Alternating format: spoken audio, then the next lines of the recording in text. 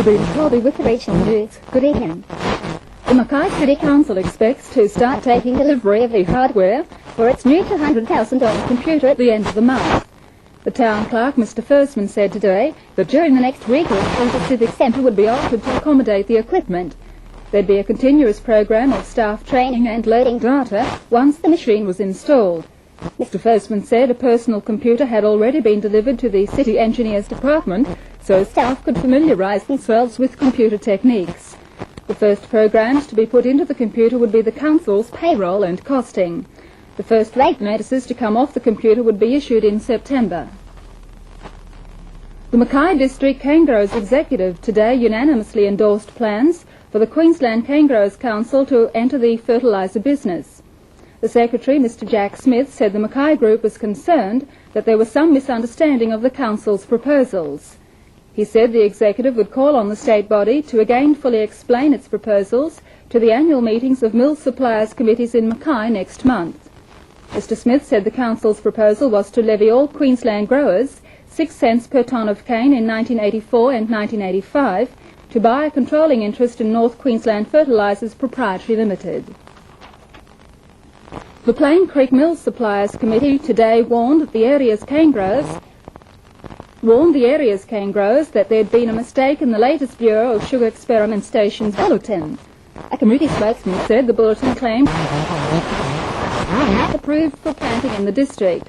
However, that was correct, as Q96 was susceptible to Fiji disease. It was important for Plain Creek growers to be aware that for keeping 16 cannabis plants. His housemate, Edward Thomas Haynes, 21, was fined $600 in default 3 months imprisonment for cultivating a single plant. Haynes was sent to prison for 4 months on a charge of driving while disqualified. Meanwhile, a Mackay man was jailed when he appeared in the Cairns Magistrates Court today on drug charges. Appearing on remand was Gordon Clarence Williams, 46, charged with possessing Indian hemp in Cairns on January the 2nd, and with cultivation of marijuana at Daintree between June the 25th and July the 17th last year.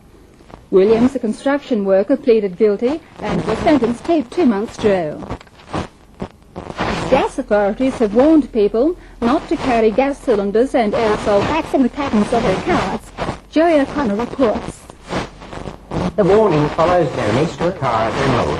Cause will us for dispose of gas cylinders. As the National Bulletin says, you have a safe event. Good night.